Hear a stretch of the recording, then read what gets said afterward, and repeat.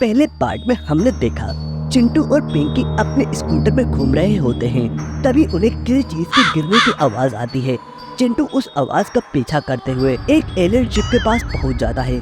तभी पिंकी को वहां पर एक एलियन दिखाई देता है। चिंटू और पिंकी उस एलियन को अपने घर पर ले जाते हैं, जिसकी हालत बहुत ही ज्यादा नाजुक थी। पर थोड़ी देर बाद ही एलियन को होश आ जाता है और एलियन बताता है उसके प्लेनेट पर किसी गुल्लू दादा ने हमला कर दिया है और उनका प्लेनेट को तबाह कर रहा है। वह उनके प्लेनेट को तबाह करके सीधा पृथ्वी की तरफ ही बढ़ेगा। तभी मुन्ना बताता है उस गुल्लू दादा को मारने का सिर्फ एक ही तरीका है। तुम्हारी पृथ्वी पर गुल्लू दादा को मारने के लिए एक हथियार है जिसके 7 टुकड़े हैं और उन 7 टुकड़ों को जोड़कर ही एक हथियार बनेगा जिससे गुल्लू दादा को मारा जा सकता है। यह सुनते ही चिंटू अपने साथियों के साथ उस हथियार को ढूंढने के लिए निकल पड़ता है। चिंटू और उसके साथी पहले हथियार को ढूंढने के लिए अमेज़न के जंगल में पहुंचते हैं, जहां पर उन्हें खूनी एनाकोंडा दिखाई देता है। अब इसके आगे खूनी एनाकोंडा को देखते ही चिंटू और उसके साथियों के होश उड़ जाते हैं। तभी चिंटू बोलता है बंदर, गोरिल्ला और मुन्ना भाई, ये समय इस सांप को देखने का नहीं, भागने का है, चलो भागो। तभी सब अलग अलग दिशा में भागने लगते हैं। पिंकी और बंदर एक पेड़ पर चढ़ जाते हैं और गोरिल्ला एक पेड़ के पीछे छुप जाता है। मुन्ना और चिंटू एक पत्थर के पीछे छुप जाते हैं। तभी मुन्ना हाफते हुए बोलता है अरे चिंटू भाई, तुम्हारी पृथ्वी पर तो बहुत खतरनाक जानवर हैं। अरे मुन्ना भाई, हमारी पृथ्वी पर इससे भी खतरनाक जानवर हैं। फिर तो गए चिंटू भाई। खूनी एनाकोंडा को बहुत ही ज्यादा गुस्सा आ जाता है और वह चिंटू के साथियों को ढूंढने लगता है। गोरिल्ला पेड़ के पीछे छुपा हुआ डरते हुए सोचता है अगर इस एनाकोंडा ने मुझे देख लिया तो मैं तो गया। बंदर और पिंकी भी पेड़ के ऊपर बैठकर डर रहे होते हैं। तभी पिंकी बंदर से बोलती है बंदर भाई, कुछ करो, कहीं हम इस एनाकोंडा का खाना ना बन जाए। हाँ पिंकी, यही सोच रहा हूँ कैसे इस एनाकोंडा से बचा जाए। खूनी एनाकोंडा बंदर और पिंकी के पेड़ के पास से गुजर रहा होता है, जिसको देखकर पिंकी सोचती है बच गए भाई। पर खूनी एनाकोंडा गोरिल्ला को देख लेता है और वह तेजी से गोरिल्ला की तरफ बढ़ने लगता है। यह देखकर गोरिल्ला भी डर रहा था। तभी बंदर सब कुछ देख लेता है और वह तुरंत नीचे उतरकर सांप की बीन बजाने लगता है।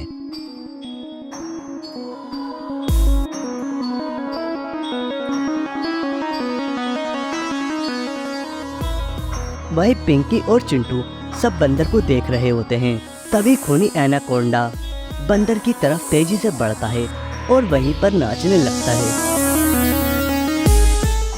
ये देखकर चिंटू, पिंकी, मुन्ना और गोरिल्ला सभी बंदर के पास आ जाते हैं।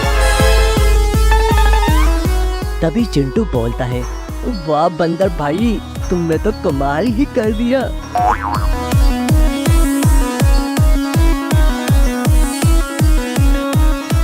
तभी मुन्ना के कुछ दिमाग में आता है और मुन्ना बंदर से बोलता है बंदर भाई, इस एनाकोंडा को जरूर उस हथियार के टुकड़े के बारे में पता होगा, तुम उस हथियार के टुकड़े के बारे में पूछो।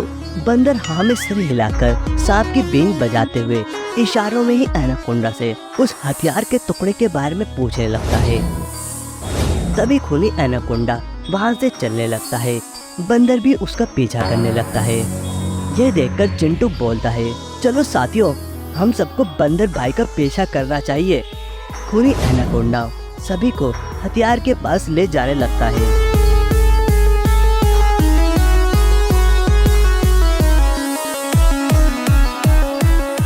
थोड़ी देर चलने के बाद उनके सामने एक बहुत ही खूंखार और खतरनाक एनाकोंडा की दुनिया थी, जिसे देखकर सब हैरान हो जाते हैं।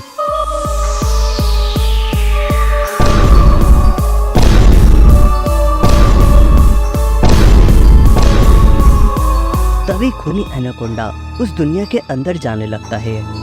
यह देखकर बंदर और उसके साथी भी उस दुनिया में अंदर जाते हैं।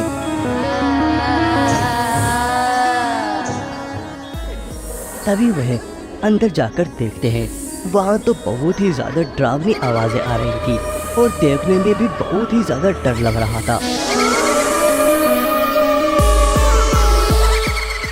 अंदर जाकर सबको बहुत ही ज्यादा डर लग रहा था, पर गुल्लू दादा को हराने के लिए सब में हिम्मत से आ जाती है और सब उस रास्ते पर सीधा चल रहे होते हैं। तभी उनके सामने एक बहुत ही बड़ा एनाकोंडा आ जाता है, जो कि सभी एनाकोंडा का राजा था।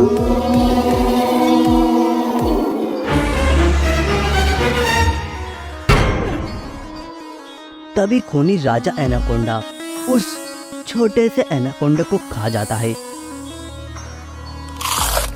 ये देखकर सभी बहुत ही ज्यादा डर जाते हैं, पर बंदर फिर भी बीन बजाने लगता है। वह हार नहीं मानता। ये देखकर खूनी एनाकोंडा का राजा बोलता है, मेरे ऊपर इस बीन का कोई असर नहीं होगा। ये तो मेरे चेले थे जो तुम्हारी इस बीन का असर हो रहा था। मैं इस बीन से नहीं डरने वाला। यह सुनते ही बंदर और उसके साथी बहुत ही ज्यादा डर रहे होते हैं। तभी पिंकी आगे बढ़ती है और नाचने लगती है। ये क्या?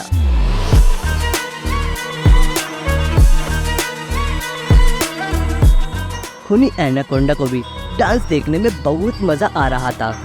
तभी मुन्ना चिंटू के पास जाता है और बोलता है, चिंटू भाई, ये पिंकी क्या पागल हो गई है जो नाच रही है? नहीं मुन्ना भाई, जब भी पिंकी को डर लगता है तो वह नाचने लगती है। वाह भाई वाह, अब तो गए। मुन्ना बहुत ही ज्यादा डरने लगता है। पिंकी का डांस एनाकोंडा के राजा को देखने में बहुत मजा आ रहा था। तभी चिंटू को कुछ दिखाई देता है, और ये क्या? ये तो एक जादुई कुल्हाड़ी है। तभी चिंटू के कुछ दिमाग में आता है और वह अपने साथियों को बुलाकर बताता है, क्या तुम में से किसी ने भी उस एनाकोंडा के राजा के ऊपर उस जादुई कुल्हाड़ी को देखा है? तभी सब उस जादुई कुल्हाड़ी को देखने लगते हैं।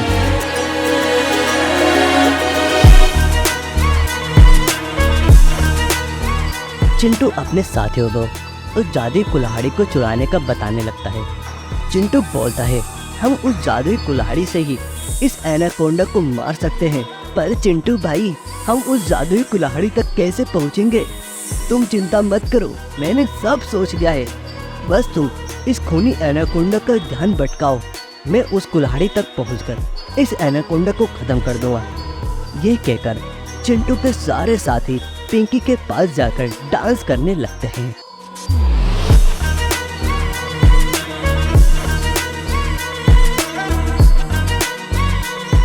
और खूनी एनाकोंडा भी डांस देखने में बहुत ही ज्यादा मजे ले रहा था। तभी चिंटू हल्के हल्के पेड़ के पास पहुंचता है और वहां तेजी से भागने लगता है।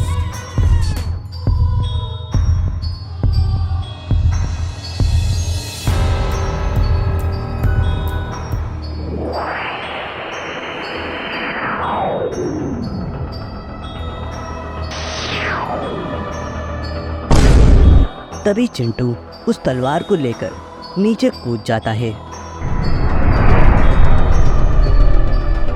और ये क्या? चिंटू ने तो खूनी एनाकोंडा के मुंह में ही कुल्हाड़ी को घुसा दिया है। अब तो खूनी एनाकोंडा गया। तभी उस खूनी एनाकोंडा के अंदर से एक परी निकलकर आती है। उस परी को देखकर चिंटू के साथी हैरान हो जाते हैं। चिंटू, तुम्हारा बहुत बहुत धन्यवाद। मुझे बहुत समय पहले गुल्लू दादा ने इस एनाकोंडा में फंसा दिया था। इसी वजह से मैं इस एनाकोंडा के अंदर थी। पर तुमने एनाकोंडा को जैसे मारा, मुझे इस एनाकोंडा से छुटकारा मिल गया है। मेरे पास एक जादुई टुकड़ा है। मुझे पता है तुम गुल्लू दादा को मारने के लिए उन टुकड़ों को ढूंढ रहे हो। तभी वह टुकड़ा चिंटू के पास पहुंच जाता है। अरे चिंटू भाई, ये तो वही टुकड़ा है जिससे हम गुल्लू दादा को मार सकते हैं। पर परी आंटी, हमें इस हथियार का दूसरा टुकड़ा कहाँ पर मिलेगा? इस हथियार का दूसरा टुकड़ा तुम्हें रेगिस्तान के पहाड़ों के बीच में मम्मी के राजा के पास मिलेगा। इसीलिए मैं तुम्हारे लिए एक पोर्टल खोल देती हूँ, जिससे तुम सीधा रेगिस्तान में पहुँच जाओगे। ठीक है आंटी।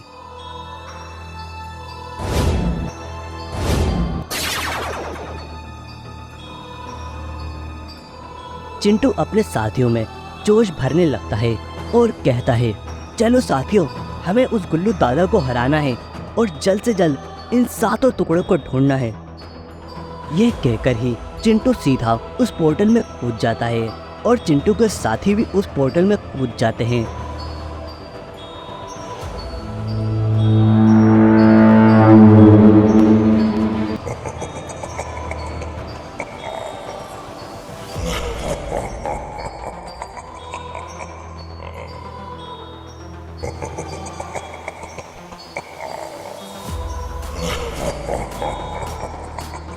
क्या चिंटू हत्यारे का दूसरा टुकड़ा ढूंढ पाएंगे या फिर ये राक्षस चिंटू या उसके साथियों को मार देगा? ये सब देखेंगे पार्ट 3 में, भाग 3। देखने के लिए चैनल को सब्सक्राइब करें और वीडियो को लाइक करें और हमारी और भी वीडियो को जरूर देखें।